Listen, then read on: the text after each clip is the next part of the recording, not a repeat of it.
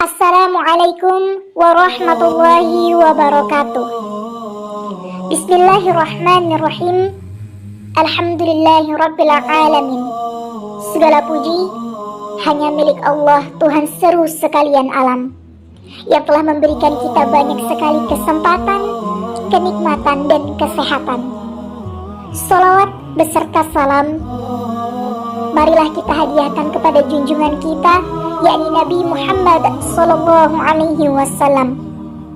Allahumma sholli ala sayyidina Muhammad wa ala ali sayyidina Muhammad. Semoga kita mendapatkan syafaat beliau di yaumil akhir nanti. Amin ya rabbal alamin. Pada kesempatan ini saya akan menyampaikan sedikit materi mengenai birrul walidain. Allah Subhanahu wa ta'ala telah menciptakan kita manusia sebagai khalifah di muka bumi ini untuk beribadah kepadanya. Allah memerintahkan kepada kita untuk selalu patuh dan taat kepadanya, menyembahnya dan tidak menyekutukannya dengan selain dia.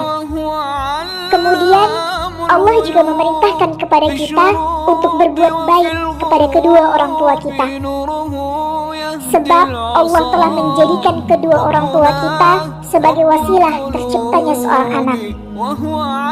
Yang dimaksud dengan birrul walidain adalah berbuat baik kepada mereka dengan melayani keduanya, mewujudkan permohonannya, memberi nafkah kepadanya, bersikap sopan dan santun dan bertutur kata yang baik secara lemah dan lembut. Birrul walidain merupakan sebuah bakti yang teramat Allah wajibkan bagi kita sebagai manusia yang terlahir, tumbuh, dan besar karena jasanya.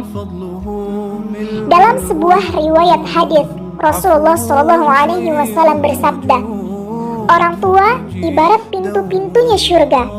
Oleh karena itu, jika kamu mau, hilangkanlah ia atau jagalah ia." Hadis riwayat Ibnu Majah nomor 3653. Maka berbakti kepada kedua orang tua kita termasuk tuntunan dalam ajaran agama Islam. Sebagaimana dalam riwayat lain, Rasulullah Shallallahu Alaihi Wasallam bersabda, "Ridho Allah tergantung pada ridho kedua orang tua. Murka Allah tergantung pada murka kedua orang tua." Hadis Al-Hakim, Tabrani, dan Al-Baihaqi. Jika orang tua kita ridho terhadap kita di dunia ini, maka kebahagiaan yang akan datang menemui kita, dan itu pasti akan menuntun kita ke arah ridhonya Allah Subhanahu wa ta'ala juga.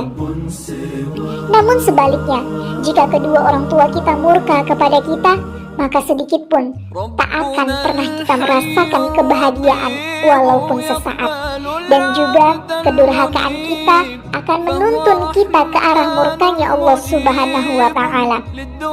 Jika Allah murka, maka neraka akan menjadi tempat persinggahan kita.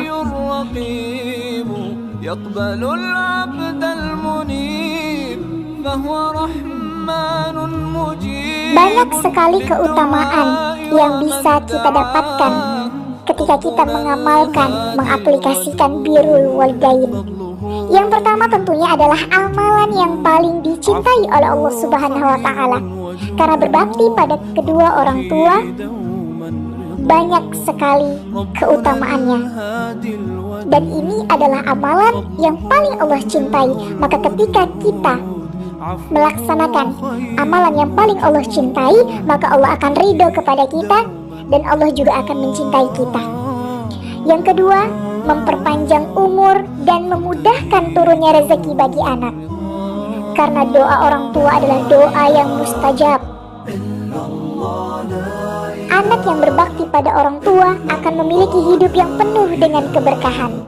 Salah satu bentuk keberkahan itu adalah usia yang panjang dan rezeki yang dimudahkan. Kemudian, doa lebih mustajab.